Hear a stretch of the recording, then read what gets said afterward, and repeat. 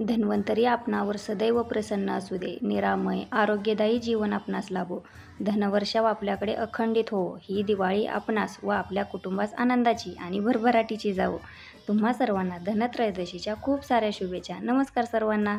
मी या व्हिडिओमध्ये तुमच्यासोबत अतिशय साध्या व सोप्या पद्धतीने धनत्रयोदशीची पूजा मांडणी कशी करायची, धनत्रयोदशीच्या पूजेसाठी काय काय साहित्य आपल्याला लागणार आहे, अतिशय साध्या सोप्या पण पारंपरिक पद्धतीने मंत्रासहित धनत्रयोदशीची पूजा कशी करायची आहे, त्याचबरोबर पूजा करण्याची योग्य वेळ म्हणजेच शुभ मुहूर्त, अपमृत्यू टाळण्यासाठी धनत्रयोदशी दिवशी यमदीपकसुद्धा लावला जातो. तर हा यमदीपक लावण्याची योग्य वेळ कोणती आहे, हा यमदीपक कधी, कसा व कुठे लावायचा आहे, यमदीपक लावण्यासाठी तेल कोणते वापरायचे आहे, यमदीपक लावण्यासाठी वात कोणती वापरायची आहे, फुलवात वापरायची आहे की लांबवात वापरायची आहे, किती वाती वापरायच्या आहेत, त्याचबरोबर दुसऱ्या दिवशी या यमदीपकाचं विसर्जन कसं करायचं आहे. या दिवशी 13 दिवे लावण्याचीही प्रथा आहे.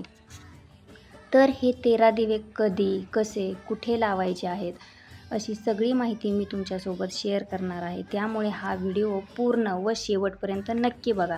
तुमच्या सर्व प्रश्नांची उत्तरे तुम्हाला मिळून जातील. यावर्षी 18 ऑक्टोबर 2025 वार शनिवार या दिवशी धनत्रयोदशी आलेली आहे.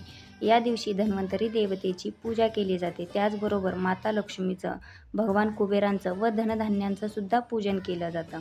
धनत्रयोदशी हा सण धन्वंतरीच्या जन्मोत्सवाशी संबंधित आहे आणि या दिवशी त्यांची विशेष पूजा केली जाते. या दिवशी धन्वंतरीची पूजा केल्याने आरोग्य आणि संपत्तीचा आशीर्वाद मिळतो असं म्हटलं जातं. भगवान धन्वंतरी हे आयुर्वेदाचे देव आहेत आणि भगवान विष्णूंचा अवतार आहेत. समुद्र मंथनातून अमृत आणि आयुर्वेदाचे ज्ञान घेऊन ते अवतरले, त्यामुळे त्यांना देवांचे वैद्य म्हणतात आणि आरोग्यासाठी त्यांची पूजा केली जाते. देव आणि दानवांनी केलेल्या समुद्र मंथनाच्या वेळी धन्वंतरी देवतेचा जन्म झाला. त्यांच्या हातात अमृताने भरलेला एक कलश आहे. धन्वंतरी देवतेला आयुर्वेदाचे जनक मानले जाते आणि ते आरोग्याचे देव आहेत. त्यांच्या हातात असलेले शंख, चक्र, जळ म्हणजेच औषधी आणि अमृताचा कलश हे सर्व रोगांवरचे उपाय दर्शवतात. त्यांच्या पूजनाने वर्षभर आपले आरोग्य चांगले राहते आणि अनेक रोगांपासून आपल्याला व आपल्या कुटुंबियांना मुक्ती मिळते असे म्हटले जाते. म्हणूनच धनत्रयोदशीच्या दिवशी धन्वंतरी देवतेचं अवश्य पूजन करावं. पूजेसाठी एखादा चौरंग किंवा पाट मांडून घ्यायचा आहे. त्यावर वस्त्र अंथरून घ्यायचं. धन्वंतरी देवतेचा तुमच्याकडे फोटो असेल तर तो स्वच्छ पुसून घ्यायचा. त्यांना गंध लावायचा. हार असेल तर तो घालून घ्यायचा आणि भिंतीला टेकून त्या चौरंगावर किंवा पाटावर हा फोटो ठेवायचा आहे. त्यानंतर कलश स्थापनेसाठी एक तांब्याचा तांब्या घ्यायचा. कुंकवाने त्यावर स्वस्तिक काढायचं. 5 उभ्या रेषा ओढून घ्यायच्या आणि तो तांब्या कलश स्थापनेसाठी वापरायचा. कोणत्याही पूजेची सुरुवात आपण दीपपूजनाने करत असतो. त्यामुळे सर्वप्रथम एक तेलाचा दिवा किंवा तुपाचा दिवा लावून घ्यायचा. दिवा कधी डायरेक्ट चौरंगावर, पाटावर किंवा जमिनीवर ठेवायचा नसतो. दिव्याला नेहमी अक्षतांचं आसन द्यायचं असतं. थोड्याशा अक्षता टाकायच्या, त्यावर हळद कुंकू अर्पण करून घ्यायचं आणि त्यावर दिवा ठेवायचा आणि दीप प्रज्वलित करून घ्यायचं आणि नंतर दिव्याचं पूजन करायचं आहे. श्री दीपदेवता अभ्यां नमो नमः. हे दीपदेवता, मी तुम्हाला हळद कुंकू, अक्षता, फूल अर्पण करत आहे असं म्हणायचं व दिव्याला नमस्कार करून पूजनाला सुरुवात करायची आहे. पूजेला सुरुवात करण्यापूर्वी आचमन आणि संकल्प करायचा आहे. आचमनाने आपल्या मनाची व शरीराची शुद्धी होते. तसेच संकल्पाने आपली पूजा सुफल संपन्न होते. पूजा सिद्धीस जाते व पूजेचे संपूर्ण पुण्यफळ आपल्याला मिळते. आचमन करण्यासाठी एक ताम्हण घ्यायचं. आपल्या उजव्या हातात डाव्या हाताने पाणी घ्यायचं आणि म्हणायचं ओम केशवाय नमः व ते पाणी पिऊन घ्यायचं. परत दुसऱ्या वेळेस उजव्या हातावर पाणी घ्यायचं. त्यावेळी म्हणायचं ओम नारायण नमः आणि ते पाणी पिऊन घ्यायचं. परत तिसऱ्या वेळेस उजव्या हातावर पाणी घ्यायचं आणि म्हणायचं ओम माधवाय नमः आणि ते पाणी पिऊन घ्यायचं. परत चौथ्या वेळेस उजव्या हातावर पाणी घ्यायचं. ओम गोविंदाय नमः म्हणायचं आणि ते पाणी ताम्हणामध्ये सोडायचं आहे. नंतर संकल्प करायचा. संकल्प करण्यासाठी उजव्या हातात थोडंसं पाणी घ्यायचं. त्यामध्ये हळद कुंकू, अक्षता टाकायच्या, फूल टाकायचं आणि आपले पूर्ण नाव, गोत्राचा उच्चार करायचा. गोत्र माहीत नसेल तर कश्यप गोत्र म्हणायचं व त्या दिवशीची तारीख आणि वार याचाही उल्लेख करायचा. जसं की मी तुमचं पूर्ण नाव, तुमचं गोत्र, त्या दिवशीची तारीख, त्या दिवशीचा वार दिवाळी धनत्रयोदशी निमित्त माझ्या घरामध्ये धन्वंतरी देवतेचे, माता लक्ष्मीचं, कुबेर भगवानांचं पूजन करत आहे.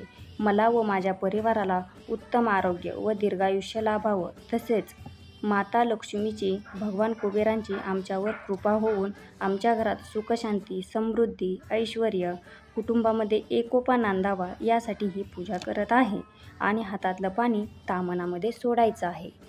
गणपती बाप्पा, माता लक्ष्मी आणि धन्वंतरी देवतेला आसन देण्यासाठी 2 एकत्रितपणे विड्याची पाने घ्यायची. ती आपल्या डाव्या हाताला ठेवायची आहेत.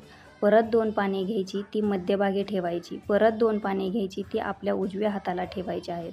या तिन्ही विड्याच्या पानांवरती थोड्याशा अक्षता ठेवायच्या आहेत. बरेच जण काय करतात, एक सिंगल विड्याचं पान ठेवतात. पण आमच्याकडे असं म्हटलं जातं की पूजेमध्ये सिंगल विड्याचं पान कधीच ठेवायचं नाही. एकावर एक 2 अशीच विड्याची पाने ठेवायची.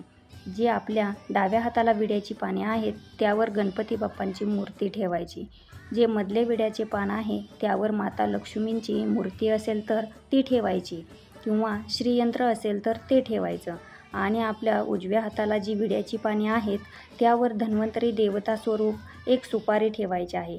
त्यावर कलशाची स्थापन करून घ्यायची. थोडीशी तांदूळाची रास घालायची आहे. त्यावर हळद कुंकू अर्पण करून घ्यायचं आहे. त्यावर तांब्याचा तांब्या ठेवायचा आहे. आपण सुरुवातीला स्वस्तिक काढून घेतलेला आणि त्यामध्ये स्वच्छ पाणी त्यांच्या कंठापर्यंत भरायचं. त्या कलशामध्ये हळद कुंकू अक्षदा, 1 रुपयाचं नाणं, सुपारी आणि 1 फूल टाकायचं. त्यावर 5 आंब्याची पाने किंवा 5 विड्याची पाने ठेवायची आहेत आणि त्यावर पाणीदार असा 1 नारळ ठेवायचा आहे आणि कलश देवतेचं पूजन करायचं.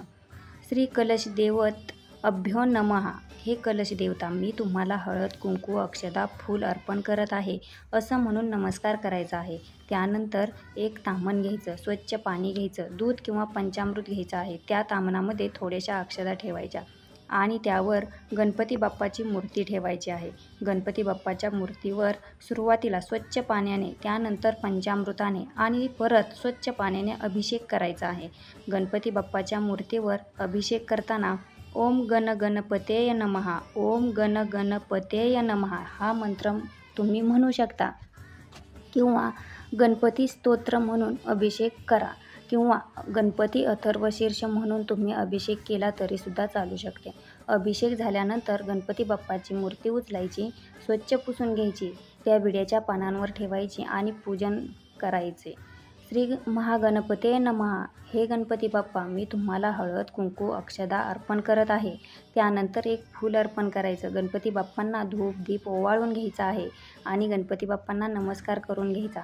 त्यानंतर परत ताम्हण घ्यायचं, त्यामध्ये थोड्याशा अक्षता ठेवायच्या आहेत. पंचामृत घ्यायचं, स्वच्छ पाणी घ्यायचं आहे आणि त्यावर माता लक्ष्मीची मूर्ती तुमच्याकडे असेल तर ती ठेवायची किंवा श्रीयंत्र असेल तर ते ठेवायचं आहे. श्रीयंत्रावर किंवा माता लक्ष्मीच्या मूर्तीवर सुरुवातीला स्वच्छ पाण्याने, त्यानंतर पंचामृताने किंवा दुधाने आणि परत स्वच्छ पाण्याने अभिषेक करायचा आहे. अभिषेक करताना तुम्ही श्रीसूक्त म्हणून किंवा महालक्ष्मी अष्टक म्हणून अभिषेक केला तरी चालेल किंवा माता लक्ष्मीचा जो कोणता मंत्र तुम्हाला येत असेल तो मंत्र म्हणून अभिषेक केला तरी चालेल. माता लक्ष्मीचा सर्वात सोपा मंत्र आहे ओम श्रीं नमः, ओम श्रीं नमः हा मंत्र म्हणून अभिषेक केला तुम्ही तरीसुद्धा चालतो. अभिषेक झाल्यानंतर श्रीयंत्र किंवा माता लक्ष्मीची मूर्ती मधल्या विड्याच्या पानावर ठेवायची आहे. हळद कुंकू अक्षदा अर्पण करून घ्यायच्या, फूल वाहून घ्यायचं आहे, धूप दीप ओवाळून घ्यायचा आणि त्यानंतर कुबेर भगवानांचं पूजन करायचं. परत स्वच्छ करून ताम्हण घ्यायचं, त्यामध्ये थोड्याशा अक्षदा ठेवायच्या, त्यावर कुबेर मूर्ती किंवा कुबेरी यंत्र ठेवायचं. दोन्हीही असेल तर दोन्हीही ठेवायचं आणि काहीच नसेल तर कुबेर भगवान स्वरूप समजून सुपारी ठेवायची आहे. त्यावर अभिषेक करायचा, सुरुवातीला स्वच्छ पाण्याने, नंतर दुधाने किंवा पंचामृताने आणि परत स्वच्छ पाण्याने अभिषेक करताना तुम्हाला हा मंत्र म्हणायचा आहे. या मंत्राचा अर्थ असा होतो की हे कुबेर भगवान, आतापर्यंत जे काही धनधान्य समृद्धी आम्हाला दिली त्याबद्दल तुम्हाला नमस्कार असो, नमस्कार असो, नमस्कार असो आणि याही पुढे तुम्ही आम्हाला सुख समृद्धी ऐश्वर्य द्यावं अशी मी तुम्हाला प्रार्थना करते. तो मंत्र मी तुम्हाला सांगते. ओम यक्षाय कुबेराय वैश्रवणाय धनधान्यादी दीपतेय धनधान्य समृद्धी मे देही दापेय स्वाहा. हा मंत्र परत एकदा ऐका, लिहून घ्या आणि कुबेर भगवानांच्या मूर्तीवर, सुपारीवर किंवा कुबेर यंत्रावर अभिषेक करताना आवर्जून म्हणा. त्यानंतर हा मंत्र म्हणत म्हणत कुबेर भगवानांचं पूजन करा. त्यांना फूल अर्पण करा, धूप दीप ओवाळून घ्या. त्यांना प्रार्थना करा, तुमचा उद्योगधंदा व्यवसाय असेल तर चांगला चालावा, यासाठी तुमच्या घरात नोकरी करणारे असतील त्यामध्ये त्यांची प्रगती व्हावी. त्यानंतर सप्तधान्य, 5 धान्य किंवा 9 धान्यांचे आपल्याला पूजन करायचे आहे. जेवढं धान्यांचं पूजन तुम्ही करणार आहात तेवढ्यावर थोड्याशा अक्षता ठेवायच्या. दिवाळीच्या दिवसांमध्ये या सुगड्यांमध्ये तुम्ही ते धान्य भरून त्यांचं पूजन करू शकता किंवा तुम्ही वाटींमध्ये धान्य भरून त्यांचं पूजन केलं तरी चालेल किंवा तुम्ही धान्यांच्या छोट्या छोट्या राशी मांडल्या आणि त्यांचं पूजन केलं तरीसुद्धा चालेल. या दिवशी माता लक्ष्मीचे पूजन म्हणजेच त्यांची मुलं यांनी लक्ष्मी साधना केली होती, म्हणूनच श्रीयंत्राबरोबरच सोनं, चांदी आणि पैशाचंही या दिवशी पूजन केले जाते. या दिवशी धन्वंतरी देवतेला धन्याचा आणि गुळाचा नैवेद्य दाखवला जातो. धन्वंतरी देवता हे विष्णू भगवानांचं एक रूप आहे, म्हणून त्यांना या दिवशी तुळस आवर्जून अर्पण करायची आहे आणि नैवेद्यावर सुद्धा तुळशीचं पान आवर्जून ठेवायचं आहे. नैवेद्य दाखवून झाल्यानंतर गणपती बाप्पांची आरती करायची आणि नंतर धन्वंतरी देवतेची आरती करायची. त्यानंतर माता लक्ष्मीची आरती करायची आणि नंतर तुमची कुलदेवी किंवा कुलदैवत यांची आरती करून कापूर आरती करायची आहे. या दिवशी 13 दिवे लावण्याचं सुद्धा खूप जास्त महत्त्व आहे. पण हे 13 दिवे कसे लावायचे, कोठे लावायचे? हे 13 दिवे पंथीचे वापरायचे की कणकेचे बनवायचे? कणकेचे दिवे बनवताना ते किती मुखी बनवायचे? त्यामध्ये मीठ टाकायचे का हळद टाकायची? कोणते तेल वापरायचे की तुपाचे लावायचे? कोणती वात वापरायची? असे खूप सारे प्रश्न या 13 दिव्यांबद्दल आहेत. 13 दिवे या दिवशी तुम्हाला आवर्जून लावायचे आहेत. या दिवशी 13 दिवे लावल्याने जेही काही आपलं धनधान्य ऐश्वर्य असतं ते 13 पटीने वाढलं जातं असे म्हटले जाते. म्हणून 13 दिव्यांना या दिवशी खूप जास्त महत्त्व आहे. तसेच या दिवशी यमदीपसुद्धा लावला जातो, म्हणजेच यमदीपदानसुद्धा केलं जातं. या दिवशी धन्वंतरी देवतेचं पूजन झाल्यानंतर रोगमुक्तीसाठी आपल्याला व आपल्या कुटुंबियांना उत्तम आरोग्य प्राप्त व्हावं यासाठी हा मंत्र 108 वेळा म्हणू शकता. ओम नमो भगवते अमृतकलशहस्ताय सर्वभवविषाय सर्वरोग निवारणाय औषधचक्र नारायणाय स्वाहा. हा धन्वंतरी देवतेचा मंत्र आहे जो आपल्याला या दिवशी 108 वेळा म्हणायचा आहे. त्यानंतर विष्णू सहस्रनाम 1 वेळा म्हणायचा आहे. रामरक्षा 1 वेळा म्हणायची आहे. गीतेचा 15वा अध्याय वाचायचा आहे, तोही 1 वेळा वाचायचा आहे. महामृत्युंजय मंत्र 1 वेळा म्हणायचा आहे किंवा 108 वेळा सुद्धा म्हणू शकता. आणि त्यानंतर कालभैरवाष्टकम 1 वेळा आपल्याला म्हणायचं आहे. आपण स्तोत्र मंत्रासहित विधिवत धनत्रयोदशीची पूजा केली.